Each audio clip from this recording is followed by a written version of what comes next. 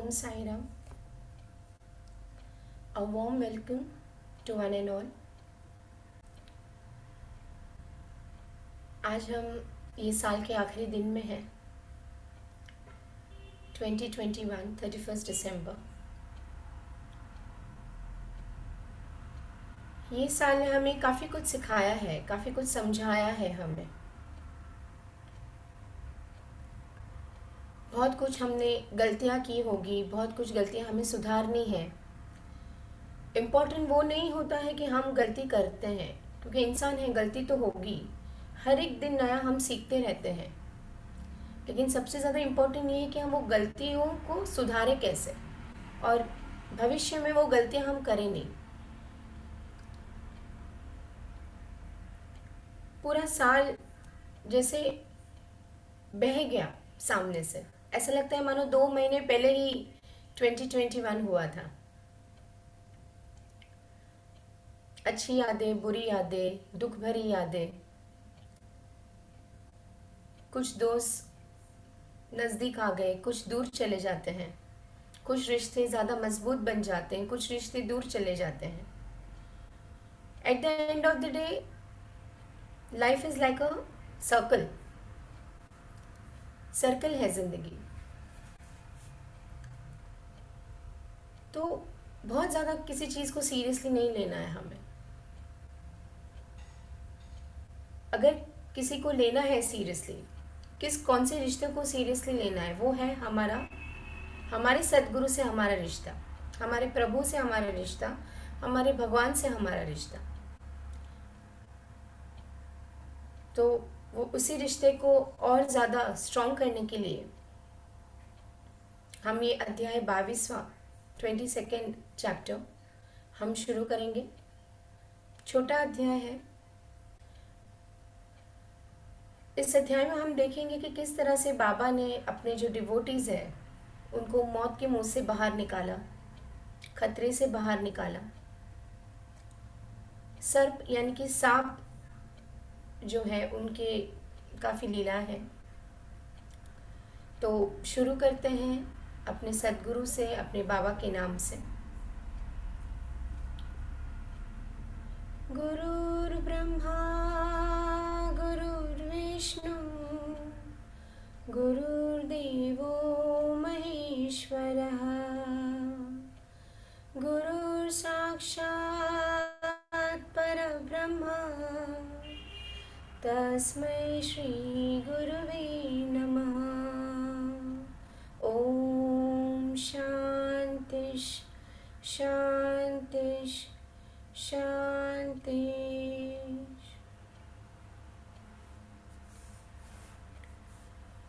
अध्याय 22वां शुरू करते हैं। सर्प विष से रक्षा, यानी कि किस तरह से बाबा सांपों से, अलग अलग सिचुएशन में सांप के डंक से, खतरे से किस तरह से अपने डिवोटीज की रक्षा करते हैं। श्री बाला साहेब मेरीकर, श्री बापू साहेब बूटी, श्री अमीर शक्कर, श्री हेमांड पंत, और लास्ट में है बाबा के विचार। जैसे मैंने कहा कि ये साल भी बीत गया, कल अध्याय नहीं ले पाई, बाबा की कुछ और इच्छा होगी, कुछ और मर्जी होगी। आज मैंने अध्याय लिया। तो कुछ चीज़ें जब हमारे हाथ में नहीं होती है, हमारे हाथ मतलब ना कि हम जितना भी कोशिश करें, जब हमारे हाथ में वो चीज़ नहीं होती है तो उसे कहीं ना कहीं हमें सरेंडर करना चाहिए। फिर वो अच्छी हो या बुरी हो। डिफ़िकल्ट होता है, हम काफ़ी बार रेस्टलेस हो जाते हैं, गुस्सा भी आ जाता है, थक भी जाते हैं, हमें ऐसा लगता है क्यों नहीं हो रहा है।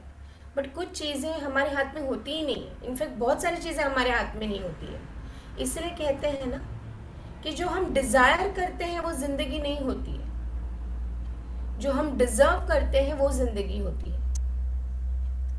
हमारी इच्छा बहुत कुछ हो सकती है, बहुत सारे पैमाने में हमारी इच्छा हो सकती है, लेकिन वो सारी इच्छाएं पूरी हो वो ज़रूरी नहीं है। होती तो अच्छी है, नहीं होती तो ज़्यादा अच्छी है। क्योंकि जब आपकी इच्छा पूरी नहीं होती है तो ऊपर वाले की इच्छा के हिसाब से आपको जाना पड़ता है। उसमें आपका कोई स्किल, कोई जिद, कोई गुस्सा, कोई बहाना, कोई इमोशनल स्यापा कुछ नहीं चलता है। तो जिंदगी हमें वो देती है जो हम डिजर्व करते हैं, ना कि डिजायर करते हैं। तो इसका मतलब ये नहीं होता कि हम डिजायर करना छोड़ दें या इच्छाएं रखना छोड़ दें, नहीं। इंसान है, संसारी लोग हैं, इच्छाएं तो होंगी। अच्छा और कमाने की ही इच्छा होगी, 6 डिजिट में सैलरी आए वो इच्छा होगी, घर बड़ा हो वो इच्छा होगी, ज़्यादा पढ़ाई लिखा हो वो इच्छा होगी, ज़्यादा कपड़े हो, शान शौकत हो, लग्जरी हो, एक कम से कम एक गाड़ी हो, ये सारी इच्छाएं तो होंगी। गलत वो नहीं है इच्छा रखना, गलत वो है कि उस इच्छा के पीछे वो पागलपन को फॉलो करना। मेहनत करो, मेहनत करना है हमें, अच्छा सोचना है, मेहनत करना है, बहुत ज़्यादा मेहनत करना है। जो जो अचीव करना है उसके पीछे तो दौड़ना है, लेकिन वो दौड़ते दौड़ते ऐसा ना हो कि हम ये जो शरीर दिया है मालिक ने, वो शरीर को एग्जैक्टली क्या किस चीज़ में लगाना है वो भी हम भूल जाए। मालिक ने 24 घंटे दिए हैं हमें, लेकिन अगर उस 24 घंटे में से 20 मिनट भी अगर हम मालिक को ना दें तो क्या फ़ायदा। फिर भले आप 20 करोड़ के घर में रहें, या आप भले आपके बैंक बैलेंस में 20 करोड़ रुपए हो, या 20 करोड़ के आप घर में रहते हैं, या 20 लाख की गाड़ी में आप घूमते हैं। काफ़ी बार हम इतने पागल हो जाते हैं कमाने में, हर चीज़ को बेस्ट करने में, सही करने में, कि हम भूल जाते हैं जेन्युइनली हम यहाँ पे इस धरती पे आए क्यों हैं। जैसे बहुत खूबसूरत कहा है ना कि पानी तो बहता ही जाता है, अगर हम पानी को देखेंगे तो वो रुक नहीं जाता है हमारे दिखने से। लेकिन अगर आपने कभी महसूस किया है कि स्विमिंग पूल है या कोई बहती नदी, अगर आप वहाँ पे बैठे हैं या सी शोर पे कभी गए हों, तो हम देखते हैं लहरें आती है जाती है, कोई कुछ लहरें पास आ जाती है, पैर को छू जाती है, वापस चली जाती है। वो तो अपना काम ही कर रही ना, कुदरत किसी के लिए नहीं रुकती है।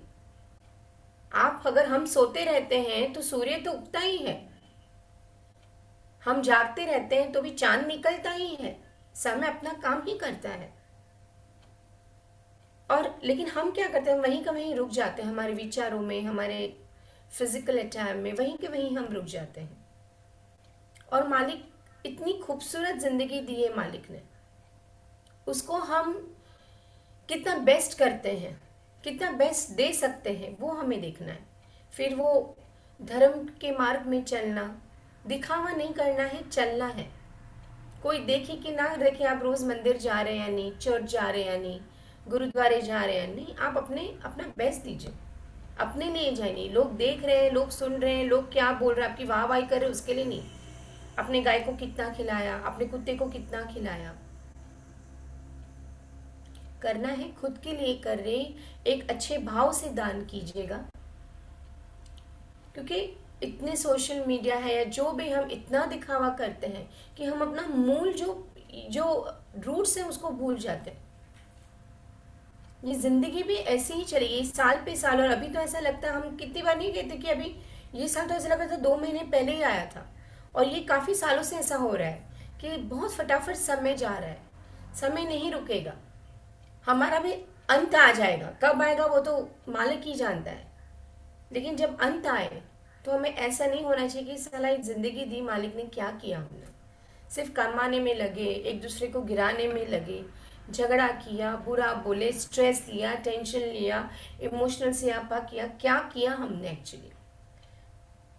ज़िंदगी है, संसारी लोग ही होगा, बट इसी के साथ कितने मालिक के नज़दीक आए, कितना नाम स्मरण किया, कितने पारायण किए, कितने लोगों का हम एक्चुअली हेल्प कर सके, फिजिकली, मेंटली, इमोशनली, फाइनेंशियली। ये ज़्यादा इम्पोर्टेंट है। जब आप ये सोचेंगे ना तो कहीं ना कहीं आपको लगेगा कि मालिक ने जो शरीर दिया था उसका मैंने अपने हिसाब से बेस्ट किया, अफसोस नहीं है कुछ भी।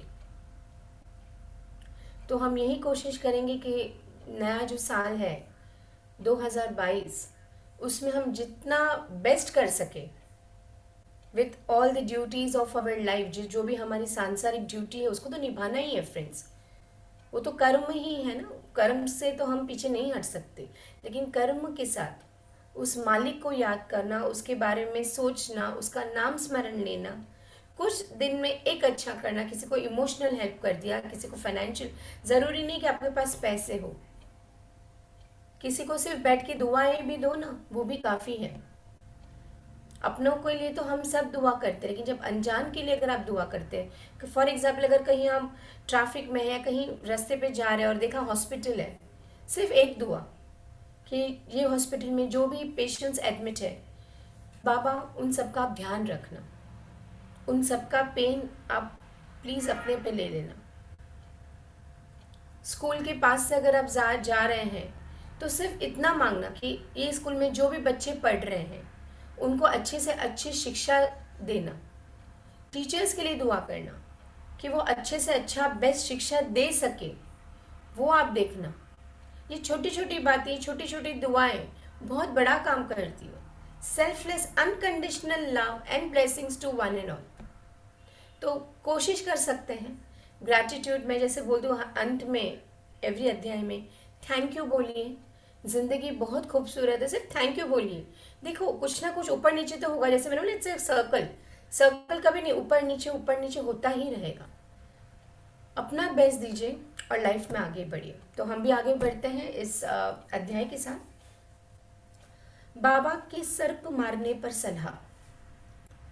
यहाँ पे सर्प का मतलब स्नेक से है, सांप से है। श्री साईं बाबा का ध्यान कैसे किया जाए? उस सर्वशक्तिमान की प्रकृति अगाध है, जिसका वर्णन करने में वेद और सहस्त्रमुखी शेषनाग भी अपने को असमर्थ पाते हैं।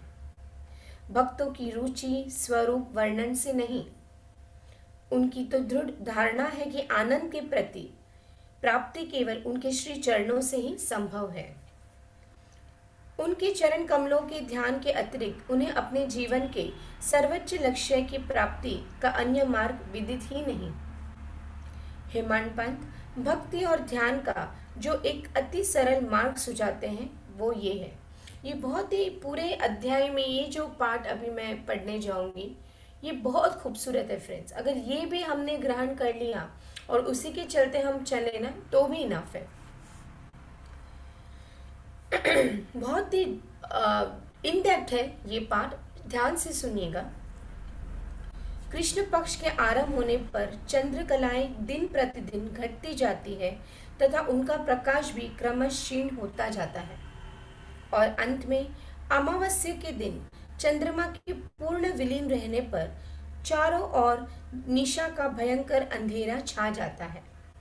परंतु जब शुक्ल पक्ष का प्रारंभ होता है तो लोग चंद्र दर्शन के लिए अति उत्सुक हो जाते हैं।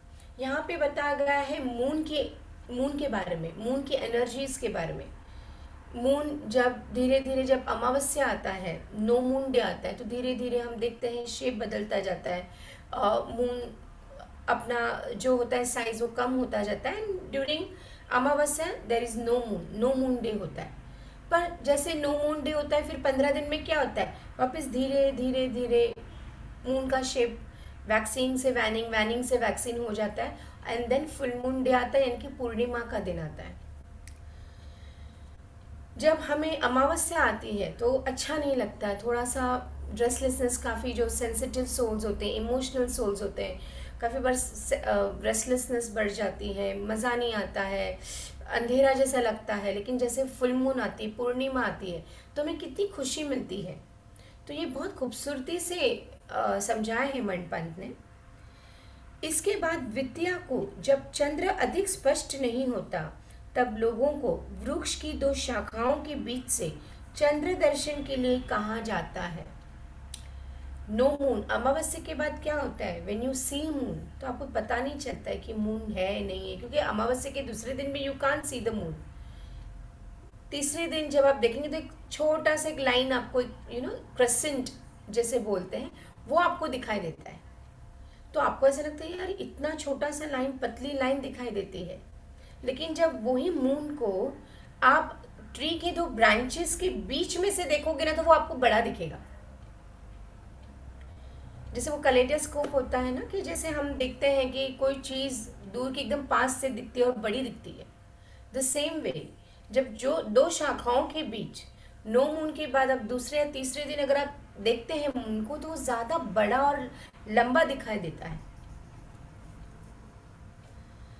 और जब इन शाखाओं के बीच उत्सुकता और ध्यान पूर्वक देखने का प्रयत्न किया जाता है, तो दूर क्षितिज पर छोटी सी चंद्र रेखा की दृष्टि गोचर होते ही मन अति प्रफुल्लित हो जाता है। इसे सिद्धांत का अनुमोदन करते हुए हमें बाबा के श्री दर्शन का भी प्रयत्न करना चाहिए। हमें लगता है बाबा कहाँ है, बाबा तो हमारे सामने ही नहीं, एक मूर्ति में बैठे हैं या एक फोटो में बैठे हैं। पर जेन्युइनली बाबा वो मूर्ति में या फोटो में है? हाँ है, शायद है। बाबा उदी में है, बाबा तीर्थम में है, बाबा उनके जल में है, बाबा तो हर जगह है। लेकिन नॉर्मली जब हमारे हाथ में फोटो आ जाता है या उदी आ जाती है, उनका तीर्थ आ जाता है, कोई अगर हमें फोटो भेंट करता है तो हमें कितनी खुशी, ऐसा लगता है कि बाबा खुद आए, स्वयं आए। क्योंकि कहते हैं ना कि साकार और निराकार, जब हम साकार रूप देखते हैं भगवान का, साकार यानी कि साक्षात, in the form of idol, in the form of photograph या इन द फॉर्म ऑफ जो भी, तो हमें ज़्यादा खुशी मिलती है। हमें लगता है कि नहीं चलो भगवान हमारे घर में आए, क्योंकि हमें ऐसा लगता है नहीं चलो भगवान की उदी आ गई, साईं बाबा की उदी आ गई मेरे घर पे, साईं बाबा की किसी ने फोटो गिफ्ट किया, किसी ने मूर्ति गिफ्ट की, तो ऐसा लगता है ना साईं बाबा साक्षात आए। लेकिन फ्रेंड्स, साईं बाबा तो हमारे साथ ही रहते हैं, हमारे अंदर ही हैं, उन्हें कहीं बाहर से आने जाने की तो जरूरत है नहीं, हमारे मन में ही है। आज जो हम पारायण कर रहे हैं, अभी जो हम पारायण कर रहे हैं, बाबा तो सुन ही रहे हैं, आपके अंदर बैठ के सुन रहे हैं, मेरे अंदर बैठ के बोल रहे हैं, आपके एटमॉस्फेयर में है, मेरे एटमॉस्फेयर में है, बाबा तो कहीं नहीं जाते। हम निराकार रूप को नहीं समझ पाते, जिसका आकार नहीं है वो रूप को हम समझ ही नहीं पाते हैं। हमें हमेशा ना प्रूफ चाहिए होता है, इंसान है ना हम, प्रूफ के बगैर, लॉजिक्स के बिना हम काम नहीं करते। तो जब कुछ चमत्कार होता है तब हम नमस्कार करते हैं, बिना चमत्कार के हम नमस्कार भी नहीं करते। बट सच तो यही है कि बाबा को जानने के लिए, बाबा को समझने के लिए बहुत कुछ ज़्यादा करने की ज़रूरत ही नहीं है। आपके पास उदी है तो बहुत अच्छा है, आपके पास बाबा का फोटो है तो बहुत अच्छा है, लेकिन अगर आपके पास कुछ भी नहीं है, लेकिन आपके पास बाबा है, आपके अंदर बाबा है, आपके दिल में बाबा है, इससे अच्छा तो कुछ भी नहीं है। तो कभी अगर आपके पास कुछ भी ना हो तो टेंशन मत लीजिएगा। दिल में अगर प्यार है बाबा के लिए, किसी को हेल्प करने की इच्छा है, कोई चीज़ को पॉजिटिव लेने की इच्छा है, तो बाबा आपके साथ है। कितने खूबसूरत से हेमंत पंत कहते हैं कि हम श्री दर्शन का भी प्रयत्न करना चाहिए। उस छोटी सी रेखा, वो जो शाखाएं हैं उसके बीच में से जब हम मून को देखते हैं तो ऐसा लगता है कि चलो हमने मून को देखा। बाबा की चित्र की ओर देखो। अब आगे हेमंत पंत कहते हैं कि उनका आकार स्वरूप जो है वो उनको देखो। आहा, कितना सुंदर है। वे पैर मोड़ कर बैठे हैं और दाहिनी पैर बाएं घुटनों पर रखा गया है। ये वही है जो बाबा की एक्चुअल मूर्ति जो इंस्टॉल की है समाधि मंदिर में शिरडी में। एक पैर, राइट पैर लेफ्ट नी के ऊपर रखा है और उनके हाथ है। बाएं हाथ की उंगलियां दाहिने चरण पर फैली हुई है। दाहिने पैर के अंगूठे पर तर्जनी और मध्यमा उंगलियां फैलाई हुई है। इस आकृति से बाबा समझा रहे हैं कि यदि तुम्हें मेरे आध्यात्मिक दर्शन करने की इच्छा हो तो अभिमान शून्य और विनम्र होकर उक्त दो उंगलियों के बीच वे मेरे चरण के अंगूठे पर ध्यान करो। बहुत ही खूबसूरत है। कभी भी अगर आप मंदिर जा रहे हैं या कोई भी अगर फोटो है तो ये जो सिटिंग पोस्चर है बाबा का जो यहाँ पे वर्णन किया है, जो समाधि मंदिर में है, सिर्फ उनके अंगूठे की जो दो उंगलियां हैं उसमें ही सिर्फ अगर आप ध्यान करोगे तो बाबा के आध्यात्मिक स्वरूप को देख सकोगे। बाबा को देखने को पूरी जरूरत ही नहीं है। अगर आपने सिर्फ अगर बाबा के अंगूठे की तरफ, पैर की तरफ सिर्फ कंटिन्यूस देखा भी ना तो भी आप मेडिटेशन स्टेट में पहुंच जाएंगे, आप ट्रांस में पहुंच जाएंगे। द सेम वे सिर्फ अगर बाबा की आंखों को अगर आप देखोगे ना, ऐसे लगेगा कि बाबा आपसे बात कर रहे हैं, बाबा उनकी आंखों से बात कर रहे हैं।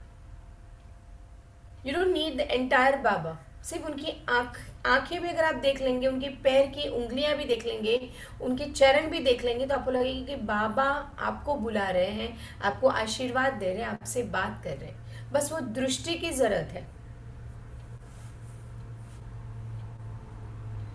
तब कहीं तुम उस सत्य स्वरूप का दर्शन करने में सफल हो सकोगे। भक्ति प्राप्त करने का यह सबसे सुगम पंथ है। कितनी खूबसूरती से हमने पिछले अध्याय में क्या देखा, भक्ति के 9 रूप देखे। बहुत ही खूबसूरत सा वो अध्याय था, भक्ति के 9 रूप। और यहाँ पे हेमंत पंत कहते हैं इससे ज्यादा सरल भक्ति तो कोई हो ही नहीं सकती। ना हवन करना है, ना अंगूठियां पहननी है, ना बड़े बड़े स्तोत्र बोलना है। क्या करना है, सिर्फ बाबा पे ध्यान करना है। और कितनी खूबसूरती से हेमंत पंत ने बताया कि किस तरह से हम बाबा पे ध्यान कर सकते हैं। अब एक क्षण श्री साईं बाबा की जीवनी का अवलोकन करें। साईं बाबा के वास से ही शिरडी तीर्थ स्थल बन गया है। चारों ओर से लोगों की भीड़ वहां प्रतिदिन बढ़ने लगी है, और तथा धनी और निर्धन सभी को किसी न किसी रूप में लाभ पहुंच रहा है। बाबा के असीम प्रेम, उनके अद्भुत ज्ञान भंडार और सर्वव्यापता का वर्णन करने का सामर्थ्य किसे है। धन्य तो वही है जिसे कुछ अनुभव हो चुका है। काफ़ी बार हमारे लाइफ में जो अनुभव होते हैं हम शेयर करते हैं, बताते हैं खुद को, लोगों को। लेकिन ऐसा नहीं कि जिनको अनुभव नहीं होता है वो बाबा के नज़दीक नहीं है, नहीं। बाबा को पता है कब किसको किस वक्त अनुभव करवाना है। चमत्कार जो हम बोलते हैं, लीला बोलते हैं, वो बाबा को ही पता है कब किसको किस हद तक वो लीला दिखानी है। तो अगर आपकी लाइफ में ऐसे कुछ एनकाउंटर नहीं हुआ है, ऐसे कोई चमत्कार नहीं हुआ है, तो 2 ही चीज़ें हो सकती है। तो आप चमत्कार में विश्वास नहीं करते, या फिर शायद वो समय नहीं है वो चमत्कार का। बट अपनी भक्ति को बढ़ाते जाइए, कभी कम मत कीजिएगा कि भगवान ने, बाबा ने उसको कितना कुछ दिखाया, कितने कुछ एक्सपीरियंस दिलाए, मुझे तो एक्सपीरियंस ही नहीं देते। कभी ऐसे मत सोचेगा। शायद आपको वो ज़रूरत नहीं है वो एक्सपीरियंस की। शायद आपकी भक्ति इतनी बड़ी है कि वो एक्सपीरियंस की ज़रूरत नहीं है फ्रेंड्स। कहते ना कि अगर आप चमत्कार मांगोगे तो भगवान ज़रूर चमत्कार देंगे। आपको सोचना है कि आपको क्या चाहिए बाबा से। तो कभी ऐसे मत सोचिए कि अगर मुझे बाबा एक्सपीरियंस नहीं दे रहे, देखो उसको कितना डिवाइन एक्सपीरियंस हुआ, मुझे नहीं हुआ। ज़रूरी नहीं है, मे बी वो समय नहीं है, मे बी आपको जो समझाना है वो समझ, आपको अभी कोई ज़रूरत नहीं है कुछ चीज़ समझने की। जब समय आएगा तब वो भी हो जाएगा। तब तब वो पूछने नहीं आएंगे कि अब मैं तुम्हें वो चमत्कार दिखाऊं या नहीं दिखाऊं।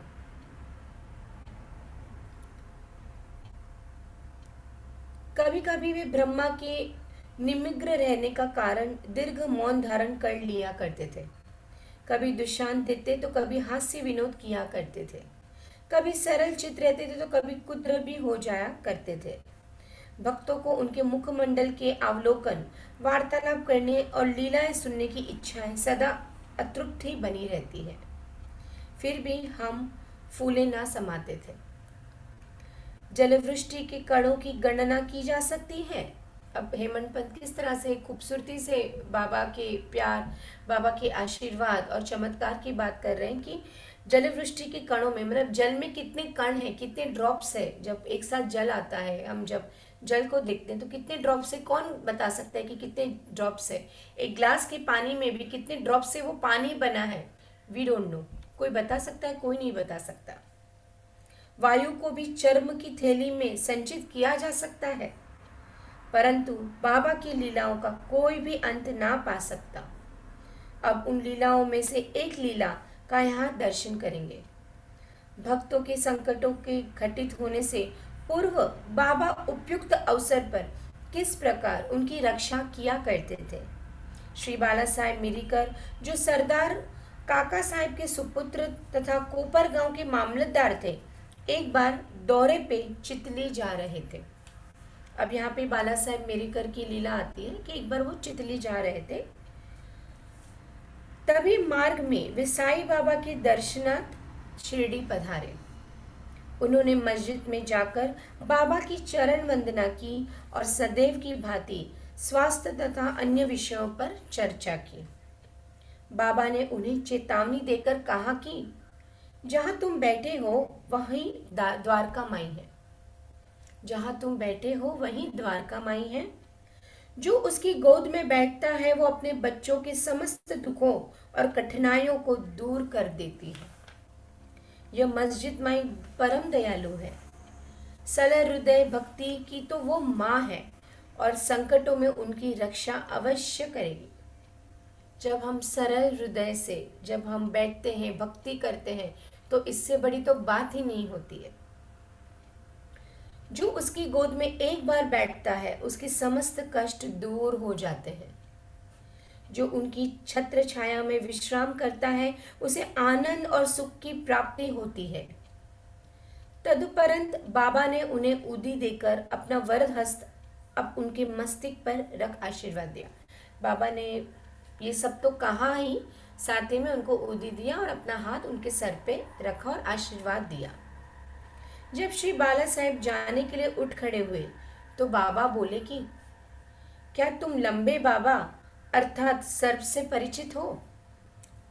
और अपनी बाई मुट्ठी बंद कर उसे दाहिने हाथ की कुहानी के पास ने जाकर दाहिने हाथ को सांप के सुदृश्य हिलाकर बोले कि इस तरह से बाबा एक्टिंग करके उसको दिखा रहे थे।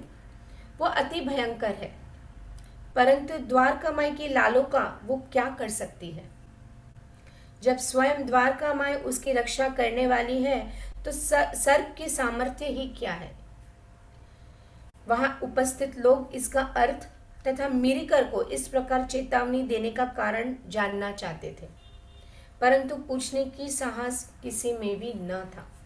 मतलब इस तरह से बाबा बोल तो रहे थे लेकिन किसी को पूछने का साहस नहीं था कि क्यों बाबा आप सर्प की बात कर रहे हो, क्यों इस तरह से एक्टिंग करके दिखा रहे हो, क्या बात है?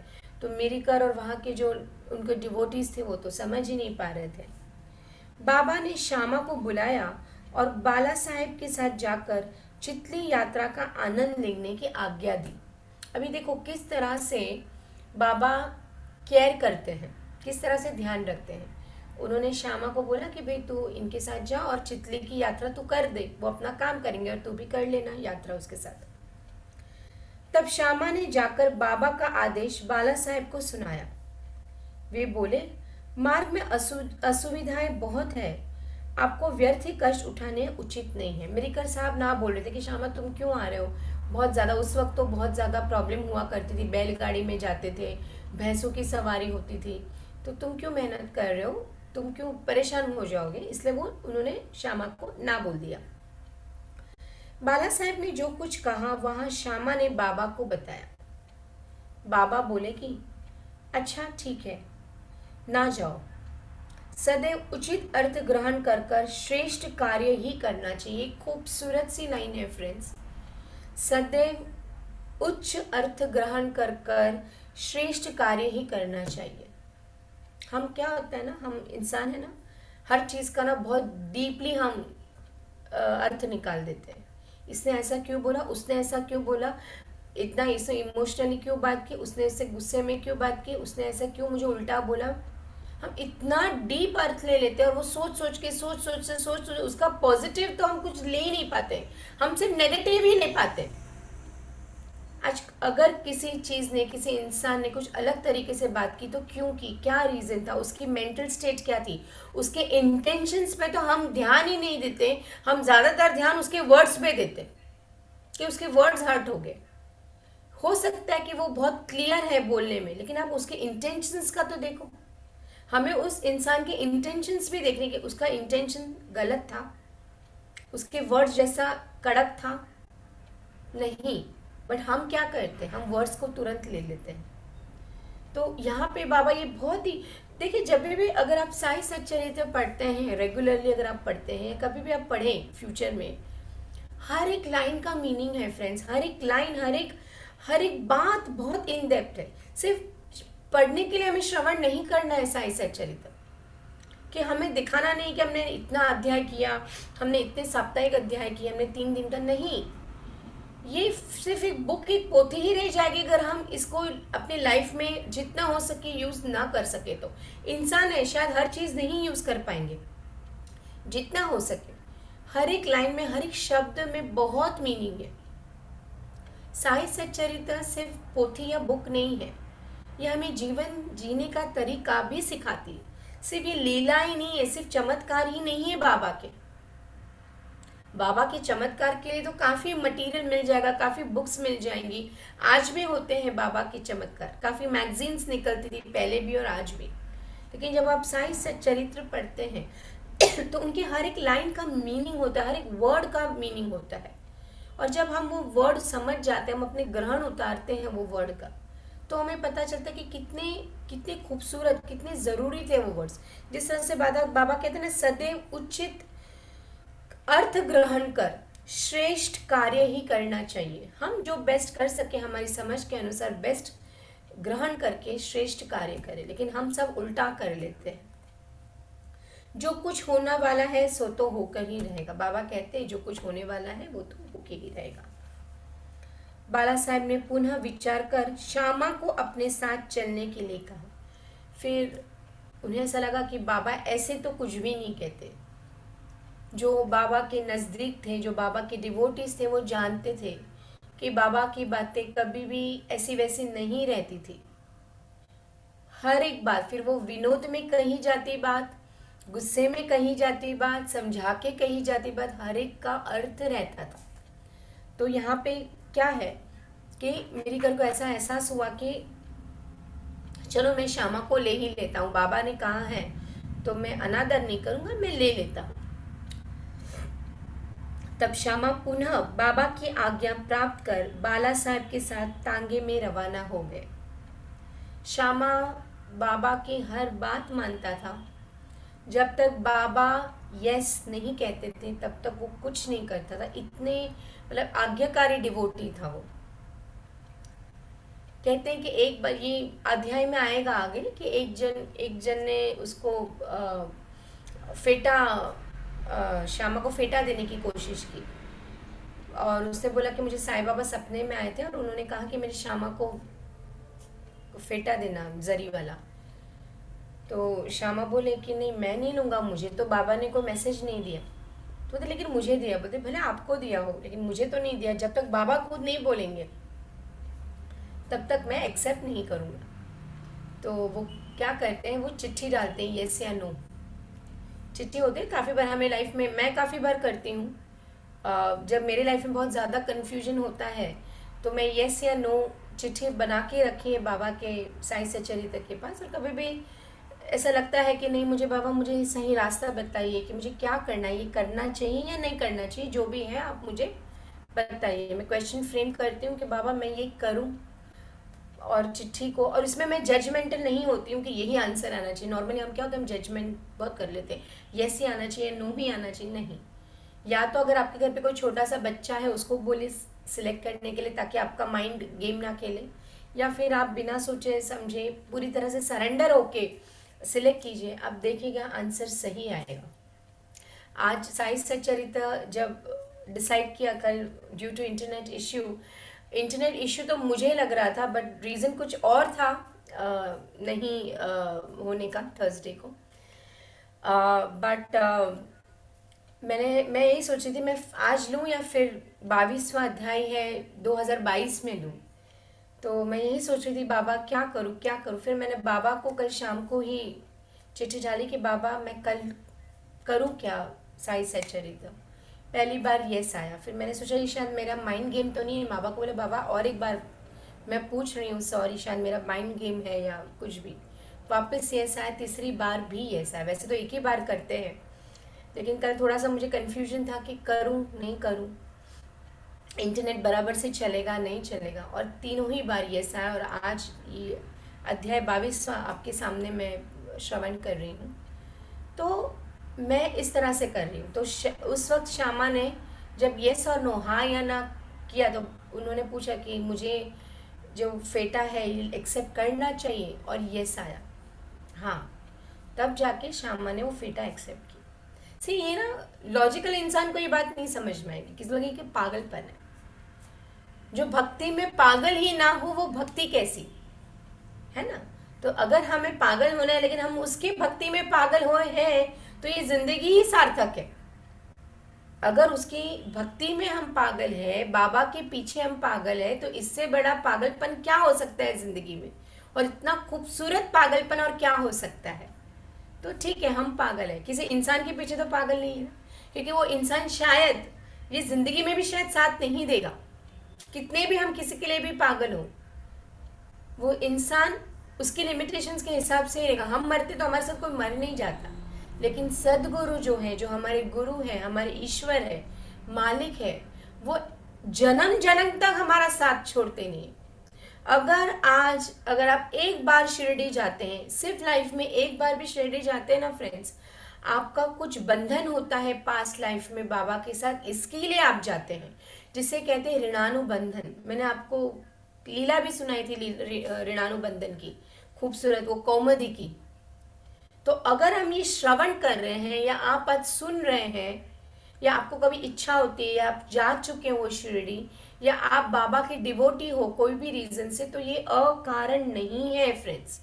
जन्मों जन्मों का रिश्ता है आपका बाबा के साथ, इसके लिए। और जो पार्टिसिपेंट्स जो रेगुलरली सुनते हैं, जो डे 1 से सुन रहे हैं अध्याय, तो वो और ज्यादा स्ट्रांग है, उनकी भक्ति और बढ़ती है फ्रेंड्स।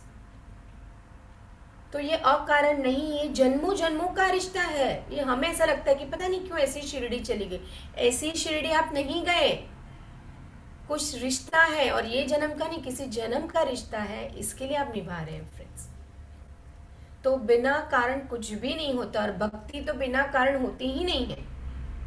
स्टार्टिंग में जब मैंने साई सचरित किया था तो ज़्यादा लोग होते थे सुनने के लिए, 15-16 लोग होते थे, फिर धीरे धीरे कम होने लगे। जो लोग स्टार्टिंग में 2-3 अध्याय सुने तो वो बाद में नहीं है, may be they were not interested, या शायद उनको सुबह उठने का प्रॉब्लम, जो भी रीज़न हो, या शायद उनको मेरा अध्याय अच्छा नहीं लगा हो, वॉट एवर रीज़न। मैं सिर्फ यही एक बाबा को थोड़ा, एक बार मुझे लगा भी कि मैं बराबर एक्सप्लेन नहीं करती क्यों कम हो रहे हैं। इंसान हो ना, तो थोड़ा सा ऐसा लगा कि डोंट नो, लेकिन फिर मुझे अंदर से लगा कि शायद बाबा ही बोल रहे हैं, तुझे क्या फ़र्क पड़ता है कोई सुनने आए या ना आए। एक भी इंसान होगा तो भी बोलना, और कोई नहीं भी आए, तूने लिंक भेजी तो मैं आके सुनूंगा तेरी बात। जब ये एहसास हुआ तो मुझे फिर कोई फर्क नहीं पड़ता कि कितने आते हैं कितने नहीं आते, क्योंकि किसी को भी मैं फोर्स नहीं कर सकती कि आप प्लीज़ 5 बजे उठो, आप प्लीज़ अटेंड करो। सबके रीजंस होंगे, मे बी शायद जेन्यून रीजंस होंगे या नहीं होंगे, या शायद नींद ज़्यादा इंपॉर्टेंट होगी, या कोई काम ज़्यादा इंपॉर्टेंट होगा, आई डोंट नो। मैं जज करती ही नहीं हूँ किसी को, क्योंकि ये मेरा काम ही नहीं है। ज़रूरी नहीं जैसा मैं सोचती हूँ वैसे सब सोचे या कोई और सोचे। मेरा तो काम है, मैं लिंक भेज देती हूँ जिसको अटेंड करना है, और जो भी भक्ति की वृद्धि होगी उस इंसान को होगी, मुझे नहीं होने वाली। मैं तो अपना कार्य, जो कार्य मुझे दिया है वो तो मैं कर ही रही हूँ। तो ऐसा नहीं कि आप अकारण सुन रहे हैं या आप अकारण नहीं, आप रीजन है। बाबा की भक्ति मिली ना, ये भी बहुत बड़ी बात है फ्रेंड्स। कोई भी, और ऐसा नहीं कि साईं बाबा की ही बात कर रही हूँ, दत्त भगवान है, जीसस है, जिसको भी अगर आप मान रहे हो, उसके रेगुलरली आप नोविनास जाते हो फॉर एग्जाम्पल चर्च में, वो जीसस की भक्ति भी ना, वो भी भक्ति है ना, वो भी बहुत ही बड़ी बात है। आप कान्हा की भक्ति करते हो, बहुत बड़ी बात करो, किसी की भी भक्ति किया करो फ्रेंड्स। और ये अकारण, जहाँ तक मैं दूसरे गुरु की तो मैं नहीं जानती, लेकिन साईं बाबा के बारे में ये फैक्ट है कि अगर आप एक बार बाबा की भक्ति में एक बार जुड़ जाते हैं ना, वो एवरी जन्म में आपका साथ देता है। आप दो या ना दो, बाबा रहते हैं। सिर्फ ओनली द थिंग इज आप कितना याद करते हो। अचानक से हम देखते हैं, श्रवण करते हैं, अचानक से फोटो हमारे घर पे आ जाती है, अचानक से बाबा का प्रसाद कहीं से आ जाता है, कोई दे देता है, अचानक शिरडी जाने का मन होता है। ये सब अचानक नहीं होता है। तो अगर आप एक भी बार अगर शिरडी के, अगर आपने सॉइल को टच किया तो हो सकता है। ऐसे कितने लोग हैं ना जिन्होंने जिंदगी में सिर्फ एक ही बार शिरडी गए, बाद में गए भी नहीं है, पर वो एक अनुभव ही इनफ है। वो कुछ ऋण था जो उसने इस बार बाबा के धाम में आके वो क्लियर कर दिए। और बाबा का एक स्पेशलिटी बोलूँ या जो भी है, बाबा जो भक्ति करता है उनके वंशज का भी ध्यान रखते हैं, उनके बच्चों के बच्चों का भी ध्यान रखते हैं। तो जो बाबा के भक्त हैं, जो रेगुलरली पारायण सुनते हैं या पारायण करते हैं, भले मेरी बात ना सुने, घर पे भी अगर करते हैं, it's fine, not a problem. ऐसा नहीं कि सुबह 5 बजे उठ के ही करना है, करे तो अच्छा है। नहीं भी कर सकते, कोई भी रीजन से, कोई प्रॉब्लम नहीं। कोई भी मोड़ पे बाबा की भक्ति मत छोड़िए। मंदिर जा रहे हैं, नाम स्मरण कर रहे हैं, जो भी है, ये बात सिर्फ समझिएगा, बाबा से कनेक्शन ना बढ़ाइए, कम मत कीजिएगा। इम्पोर्टेंस नींद को देना है, कब तक, कहाँ तक, किस हद तक देना है, काम को देना है कब, वो आप ही को डिसाइड करना है। इसका मतलब ये नहीं है कि आप गलत कर रहे हो। अगर आपने 1 या 2 पारायण अटेंड नहीं किया तो गलत कर रहे हो, ऐसा बिल्कुल भी नहीं है। बाबा कभी ही नहीं कहते। बट भक्ति मत कम कर लीजिए, वो विश्वास मत कम कर लीजिए। अगर आप 5 बजे नहीं कर सकते, आप घर पे बैठ के कीजिए, कोई प्रॉब्लम नहीं है। सुबह 5 बजे नहीं, शाम को 5 बजे कीजिए। सिर्फ इंटेंशन मैटर है, ये सिर्फ इंटेंशन मैटर करता है। तो ये बहुत ही बड़ी बात है कि इस तरह से श्यामा ने वो एक्सेप्ट किया वो गिफ्ट। तो वो है भक्ति का भाव कि बाबा नहीं है तो इसका मतलब ये नहीं कि आपको जवाब नहीं मिलेंगे। बाबा अपने हिसाब से जवाब देंगे ही, वो विश्वास होना बहुत ज़रूरी है। कभी आप भी ट्राई कीजिएगा चिट्ठी डाल कर, लेकिन उसमें जज मत कीजिएगा येस ही आना चाहिए, नो ही आना चाहिए। जब आप पूर्ण पूर्ण तरीके से जब आप समर्पण हो जाते हैं, सरेंडर हो जाते हैं, तो आपको सही जवाब मिलता है। और कुछ नहीं तो छोटे बच्चों से निकलवाएगा, 2-3 साल के बच्चे हैं, वो बहुत ही प्योर सोल होते हैं, तो वो ज़्यादा आपको आंसर आपको अच्छा मिलेगा, सही मिलेगा। एनीवे बाला साहेब ने पुनः विचार कर श्यामा को अपने साथ चलने के लिए कहा। तब श्यामा पुनः बाबा की आज्ञा प्राप्त कर बाला साहेब के साथ तांगे में रवाना हो गए। वे 9 बजे चितली पहुंचे और मारुति मंदिर में जाकर ठहरे। रात को 9 बजे वो पहुंच गए और मारुति मंदिर वहां पे था, वहां पे वो ठहर गए। ऑफिस के कर्मचारी अभी तक आए नहीं थे, इस कारण वे यहाँ वहाँ की चर्चाएं करने लगे। बाला साहेब दैनिक पत्र पढ़ते हुए चटाई पर शांति पूर्वक बैठे थे। उनकी धोती का ऊपरी सिरा कमर पर पड़ा हुआ था और उसी के एक भाग पर एक सर्प बैठा हुआ था। किसी का भी ध्यान उधर न था। वह सी सी करता हुआ आगे रेंगने लगा। यह आवाज सुनकर चपरासी दौड़ा और लालटेन लेके आया। सर्प को देखकर वहां साफ साफ कहकर उच्च स्वर में चिल्लाने लगा। तब बाला साहेब अति भयभीत होकर कांपने लगे। श्यामा को भी आश्चर्य हुआ। तब वे तथा अन्य व्यक्ति वहां से धीरे से हटे और अपने हाथ से लाठियां ले। सर्प धीरे धीरे कमर से नीचे उतर आया। तब लोगों ने उसका तत्काल ही प्राणांत कर दिया। जिस संकट की बाबा ने भविष्यवाणी की थी वो टल गई और साईं चरणों में बाला साहेब का प्रेम दृढ़ हो गया। कहते हैं श्यामा को हमेशा वो प्रतिनिधि स्वरूप भेजते थे। श्यामा को ही नहीं, काफी उनके जो नजदीक के डिवोटी रहते थे। बाबा हमेशा कहते कि बाबा कभी नीम गांव और राहता शिरडी के आगे कभी गए ही नहीं। बाबा ने कोई ट्रेन में ट्रैवल नहीं किया, बाबा कहीं नहीं जाते थे। नीम गांव राहता शिरडी के बीच ही रहते थे, बाबा कहीं नहीं गए।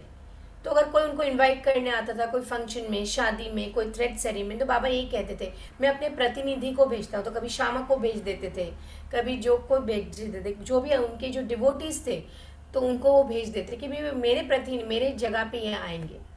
इसके लिए वो बोल रहे थे कि श्यामा को तू साथ लेके जा, तो श्यामा के रूप में मैं तेरा रक्षा करूँगा। बापू साहेब बूटी, ये दूसरी लीला है, किस तरह से बापू साहेब बूटी को भी उन्होंने बचाया। एक दिन महान ज्योतिषी श्री नाना साहेब डोंगले ने बापू साहेब बूटी, जो उस समय शिरडी में ही थे, नाना साहेब डोंगले बहुत बड़े ज्योतिष थे, कहा आज का दिन तुम्हारे लिए अत्यंत अशुभ है और तुम्हारे जीवन को संकटप्रद है। यह सुनकर बापू साहेब बड़े अधीर हो उठे। यानी कि जो बूटी थे उनको नाना साहेब डोंगले जो बहुत बड़े एस्ट्रोलॉजर हुआ करते थे, वो कहें कि आज का दिन तुम्हारे लिए बहुत अशुभ है और बहुत संकट आएगा तुम्हारे जीवन में। तो बहुत टेंशन में आ गए। जब सदैव की भांति वे बाबा के दर्शन करने गए तो वे बोले कि ये नाना क्या कहते हैं, वे तुम्हारी मृत्यु की भविष्यवाणी कर रहे हैं, परंतु तुम्हें भयभीत होने की किंचित मात्र भी आवश्यकता नहीं है। इनसे दृढ़ता पूर्वक कह दो कि अच्छा देखे काल मेरा किस तरह अपहरण करता है। ये बाबा के वर्ड्स थे बापू साहेब बूटी के लिए। जब संध्या समय बापू अपने शौच गृह में गए तो वहां उन्हें एक सर्प दिखाई दिया। उनके नौकर ने भी सर्प को देख लिया और उसे मारने को एक पत्थर उठाया। बापू साहब ने एक लंबी लकड़ी मंगवाई, परंतु लकड़ी आने से पूर्व ही वो सांप दूरी पर रेंगता हुआ दिखाई दिया और तुरंत ही दृष्टि से ओझल हो गया। बापू साहब को बाबा के अभयपूर्ण वचनों के स्मरण हुआ और बड़ा ही संतोष हुआ। बहुत ही खूबसूरती से अगेन उन्होंने बापू साहब की जान बचाई। अब हम आते हैं नेक्स्ट लीला पे, अमीर शक्कर की। अमीर शक्कर कोहला गांव का निवासी था जो कोपर गांव तालुका में है। वो जाति का कसाई था और बांद्रा में दलाली का धंधा किया करता था। वो प्रसिद्ध व्यक्तियों में से एक था। एक बार वो गठिया रोग से अधिक कष्ट पा रहा था। तब उसे खुदा की स्मृति आई। तब काम धंधा छोड़कर वो शिरडी आया और बाबा से रोग निवृत्ति की प्रार्थना करने लगा। उसके लिए तो बाबा ही खुदा थे, तो वो बाबा के पास आके बोला कि मुझे इससे रोग से मुझे प्लीज़ रिलीज़ कर दीजिए। तब बाबा ने उसे चावड़ी में रहने की आज्ञा दे दी। चावड़ी उस समय एक अस्वस्थ कारक स्थान होने के कारण इस प्रकार के रोगियों के लिए सर्वत्र अयोग्य थी। गांव का अन्य कोई भी स्थान उसके लिए बेहतर होता, परंतु बाबा के शब्द तो निर्णयात्मक और मुख्य औषधि स्वरूप थे। अब बाबा ने चावड़ी जैसे अनकंफर्टेबल जगह पे क्यों रखा वो तो बाबा ही जाने, बट बाबा ने अमीर शक्कर को वहाँ पे रखा था जो उसे बिल्कुल पसंद नहीं था। बाबा ने उस मस्जिद में ना आने दिया और चावड़ी में ही रहने की आज्ञा दी। बाबा ने उसे बोला तू मस्जिद में नहीं आएगा, तू चावड़ी में रहे और आते जाते मैं तुझे देखता रहूँगा और तेरा इलाज भी करूँगा। वहाँ से उसे बहुत लाभ हुआ। बाबा प्रात उसे और सायंकाल चावड़ी से निकलते थे तथा एक दिन के अंतर से जुलूस के साथ वहाँ आते और वहीं विश्राम किया करते थे। इसलिए आमिर को बाबा की सानिध्य सरलतापूर्वक प्राप्त हो जाया करती थी। आमिर वहाँ पूरे 9 मास रहा। तब किसी अन्य कारणवश उसका मन उस स्थान से उब गया। तब रात्रि में वो चोरी से उस स्थान को छोड़कर कोपर गांव की धर्मशाला में जा ठहरा। वहाँ पे जो धर्मशाला थी कोपर गांव में, क्योंकि वो कंटाल गया था चावड़ी में, कंफर्टेबल तो था नहीं, फिर भी 9 महीने उसने निकाले और वो वहाँ से एक बार भाग गया होता है। वहाँ पहुँचकर उसने वहाँ एक फ़कीर को मरते हुए देखा जो पानी मांग रहा था। उसने देखा कि एक फ़कीर था, वो मर रहा था, वो पानी मांग रहा था। आमिर ने उससे पानी दिया जिसे पीते ही उसका देहांत हो गया। अब आमिर किंकर्तव्य विमूढ़ हो गया। अब उसको टेंशन हो गया।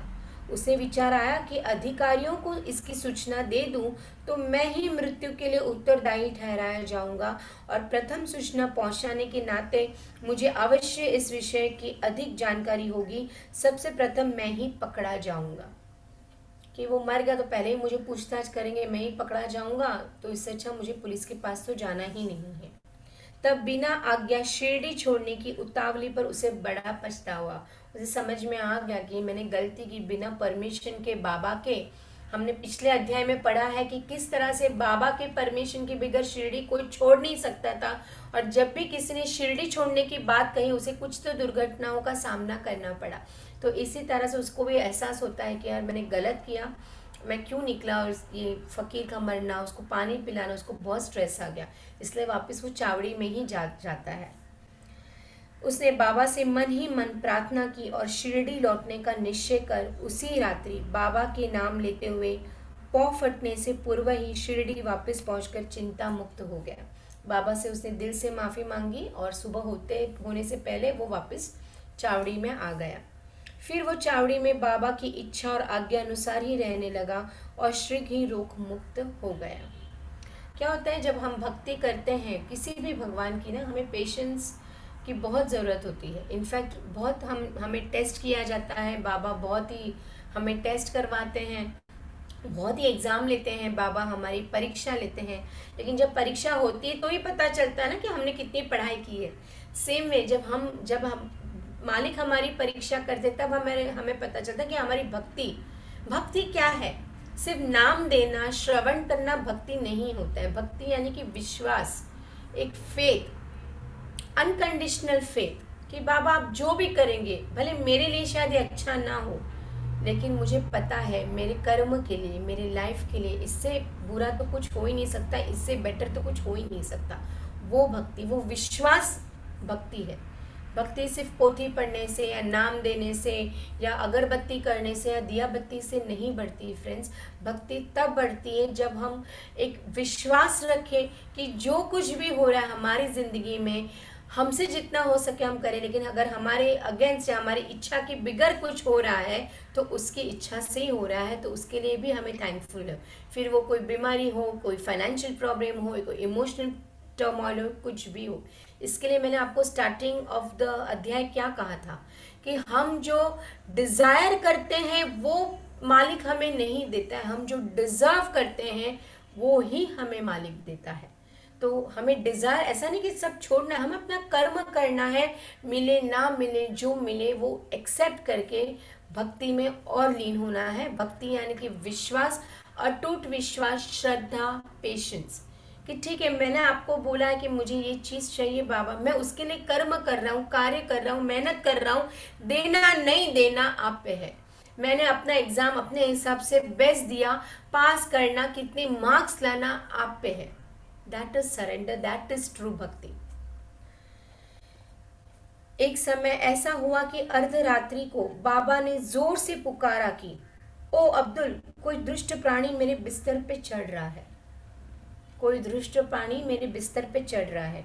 अब्दुल ने लालटेन लेकर बाबा का बिस्तर देखा परंतु वहां कुछ भी ना दिखा। बाबा ने ध्यानपूर्वक सारे स्थान का निरीक्षण करने को कहा और वे अपने सटके भी जमीन पर पटकने लगे।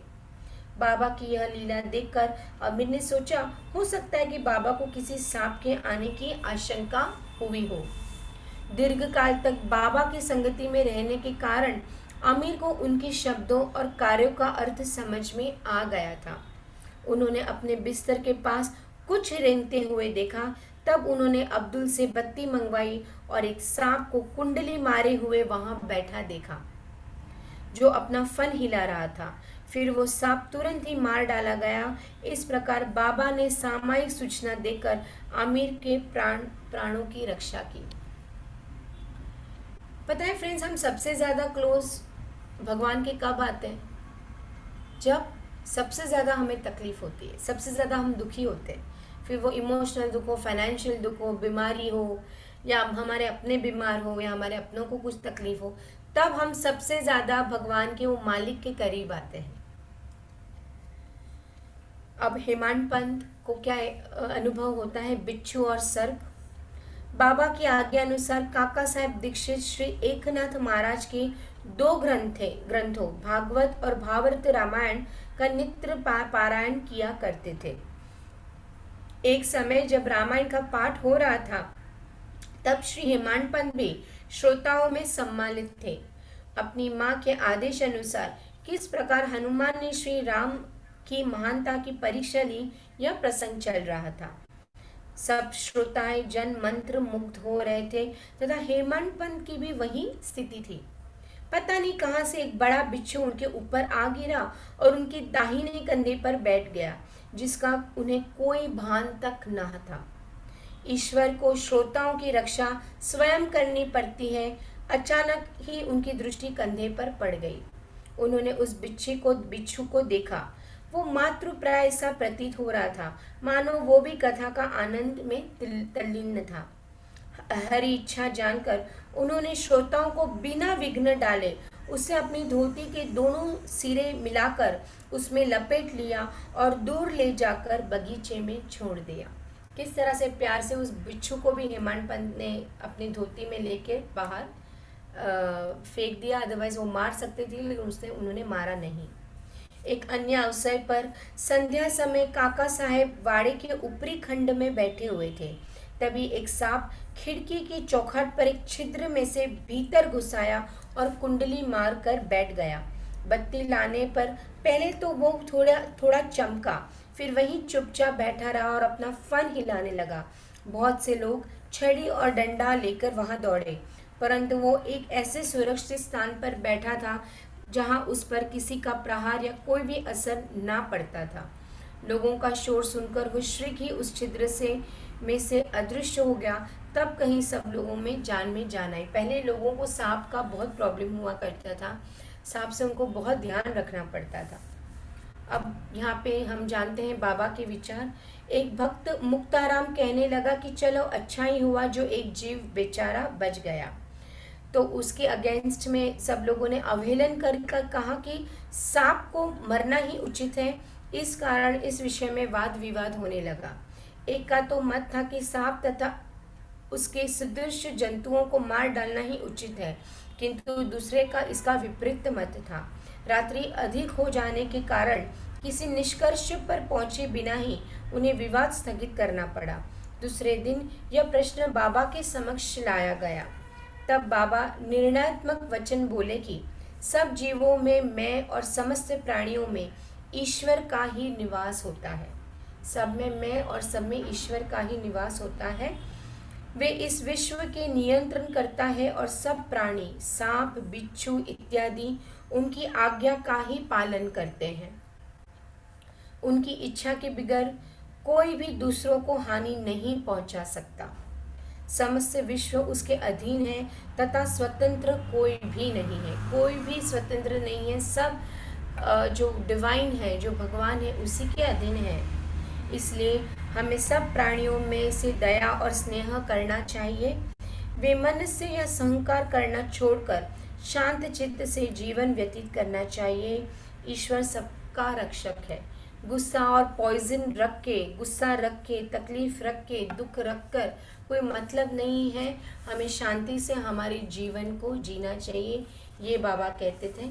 इसी के साथ ही एक लीला जो है, ये लीला है किस तरह से बाबा ने दक्षिणा स्वीकार की शादी में। ये लीला 1994 साई प्रसाद मैगजीन में छपी थी। इसी के साथ ये लीला के साथ ही मैं अध्याय समाप्त करूंगी। अभी ये जो लीला थी, ये थी यतीन दांडेकर करके थे। उनके पेरेंट्स जो थे, उनके पेरेंट्स बहुत ही स्टॉन्च डिवोटी थे बाबा के, मतलब स्टॉन्च डिवोटी यानी कि बहुत ही परम भक्त थे यतीन दांडेकर के। और उनके जो पिता थे विनोद दांडेकर, वो इतना भगवान को, मतलब इतना बाबा को वो मानते थे कि वो सुबह जल्दी उठते, सुबह उठ के वो बाबा की पूजा करते, फिर रोज़ एक पारायण करते ही, साई सच्चरित्र का पारायण करते, शाम को दिया बत्ती करते, और बहुत ही पायस, बहुत ही दिल के अच्छे इंसान थे वो। और वो बाबा को दिया बत्ती करते, और सब बहुत ही जो विनोद दांडेकर थे बहुत ही बाबा के स्टॉन्च डिवोटी में से एक थे। और तभी ना यतीन दांडेकर जो है, उनके बड़े भाई की शादी डिसाइड हुई, जो थी 4 जून 1994 को शादी डिसाइड हुई। एक बार ऐसा होता है कि इनके जो फादर हैं यतीन के, विनोद दांडेकर, वो कहते हैं यतीन को कि अपने यहाँ पे बाबा आएंगे, और बाबा जब फेरे हो जाएंगे, जब श्लोक हो जाएंगे, उसी के बाद बाबा अपने द्वार पे आएंगे और तुम जाके बाबा को दक्षिणा दोगे। अभी ये बात तो यतीन के फादर ने बोल दी, और यतीन बहुत हंसने लगा, जोर से हंसने लगा कि पापा को भी क्या क्या सोचता है, कैसे सोच सकते हैं बाबा। यतीन दांडेकर कहते हैं कि ये बात पापा ने 27 अप्रैल शाम को 6 बजे मुझे बोली थी कि 4 जून को भाई की शादी में बाबा आएंगे और तुम उसको दान दोगे, मतलब दक्षिणा दोगे। तो वो हंसता है कि भाई अप्रैल कहाँ, जून कहाँ, ऐसे कैसे बाबा आ सकते हैं। होता है ना, लॉजिकल माइंड होता है अपना। लेकिन उसके पापा बहुत क्लियर थे कि ऐसा होगा। और उन्होंने ये भी कहा कि मंगल अष्टक यानी कि श्लोक जब हो जाएगा, जब हम श्लोक करते हैं, श्लोक में हम क्या करते हैं, जब भी हम श्लोक बोलते हैं तो डीटीज जो भगवान होते हैं वो एनर्जीज को हम इन्वोक करते हैं, हम मतलब बुलाते हैं। तो वो जो श्लोक का जो समय था उसी के बाद बाबा आएंगे, ऐसे उनका डैडी जो थे विनोद, उनका कहना था। ओके। और तब उसके ये बात यतीन को मानना तो बहुत टफ था, क्योंकि यंग ब्लड था और वो इतना भगवान को शायद नहीं मानता होगा, बट जो भी था। लेकिन उसने ना पारा साइकोलॉजी का उसने एक लेक्चर अटेंड किया था, कोर्स किया था। और पैरासाइकोलॉजी में बोलते हैं कि इंसान का जो माइंड होता है, उसमें उसने सीखा था कि इंसान का माइंड बहुत ही शक्तिशाली होता है, और वो जो भी सोचता है, जो भी होने वाला होता है, उसको पहले से ही पता चलता है। ये उसने पैरासाइकोलॉजी लेक्चर में पढ़ा था। तो उसे ऐसा लगता है, हो सकता है कि पापा को कोई प्रीनिमेशन हो गया होगा या पहले से कुछ समझ में आया होगा, बट वॉट एवर, उसको उतना यकीन नहीं होता है, लेकिन वो अपने पापा को बहुत ही मानता होता है, बहुत रिस्पेक्ट करता होता है, बहुत प्यार करता होता है। तो वो बोलता है कि ठीक है, चलो देखते हैं। 4 जून दिन आता है, शादी अच्छे से हो रही होती है, श्लोक्स चालू हो जाते हैं। तभी यतीन को याद आता है उसकी पापा की बात। वो दक्षिणा लेके वो हॉल के बाहर जाता है। वो राह दिखता है कि बाबा आएंगे और मैं उनको दक्षिणा दूंगा। वो खड़ा रहता है, वो बहुत देर तक रुकता है, लेकिन बाबा आते नहीं है। तब वो उनके इष्ट देव जो होते हैं, उनके जो कुल देवता होते हैं पंढरपुर, और वो खुद शायद शंकर भगवान को बहुत मानते हैं, तो वो प्रे करते हैं, शंकर भगवान आप पंढरपुर के रूप में आए, मेरे इष्ट देव हैं, आप बाबा के रूप में आप कब मुझे दर्शन देंगे? अगर आप सही में हो, अगर आप सही में शिव भगवान हो और सही में कभी आपने धरती पर आए हैं, तो आज मेरे सामने आप आएंगे और मेरे हाथ से आप दक्षिणा देंगे, आप मुझे आप अपना आशीर्वाद देंगे और मेरे पापा की बात आप सही प्रूव करेंगे। अगर जेन्युइनली आप हो तो ये सब आज होगा। ऐसे करके वो प्रे कर रहा होता है, लेकिन तभी भी वो देखता है कोई आता नहीं है, तो वो वापस हॉल की तरफ मुड़ना शुरू करता है। जैसे ही वो हॉल की तरफ मुड़ने लगता है, तभी वो देखता है एक लंबा सा इंसान वाइट कपड़े पहन के, हाथ में झोली लेके, बहुत ही खूबसूरत स्माइल देख के उसके सामने देखा होता है। तो वो बहुत सरप्राइज हो जाता है कि ऐसा अनयूजुअल आदमी, मतलब वो कभी देखा नहीं होता है। तो जैसे जैसे नज़दीक जाता है उनके, तो वो देखता है कि उसके पैरों में कोल्हापुरी चप्पल होती है, और वो चप्पल बहुत ही बड़ी होती है। कभी उसने लाइफ में इतनी बड़ी कोल्हापुरी चप्पल नहीं देखी होती है। और वो एकदम सरप्राइज हो जाता है कि ये कौन है। कुछ अद्भुत डिवाइन एनर्जी थी, बहुत अलग ही तेज था। वो समझ जाता है कि ये शायद बाबा ही है, ये साईं बाबा ही है। और वो तुरंत उनके पास जाता है, और जैसे ही उनके पास जाता है, पता नहीं वहाँ पे कोई पत्थर होता है। बाबा जैसे वो द्वारका में वो कैसे बैठे होते हैं पत्थर पे, नॉर्मल उनका अगर वो जो फोटो है वैसा, वो जैसे आइडल है समाधि मंदिर में, वैसे वो बैठ जाते हैं। जैसे ही वो बैठ जाते हैं, ये जो यतीन होता है वो उनके पैर छूता है और उनको दक्षिणा ऑफर करता है। और जैसे ही वो दक्षिणा ऑफर करता है और पैर छूने वापस जाता है, तुरंत वो जो बाबा होते हैं वो तुरंत गायब हो जाते हैं। और जैसे ही वो गायब हो जाते हैं, वो देखता है यहाँ वहाँ उनको वो इंसान नहीं दिखा होता है, कुछ नहीं दिखता है। और वो यतीम वो इतने खुश हो जाते हैं, और उसको ऐसा लगता है कि भगवान सही में है, शंकर सही में है, मेरे इष्ट देव पंढरपुर है, और बाबा भी है, और उसको अपने पापा की बात सही लगती है। अब ये कथा में हमें क्या समझ में आता है, क्या सीखने मिलता है? क्यों आज यतीन को ही दर्शन दिए बाबा ने, क्यों उनके फादर को दर्शन क्यों नहीं दिए? इसका अर्थ ये है कि उसके फादर को दर्शन की जरूरत ही नहीं थी, इतना यकीन था उसे।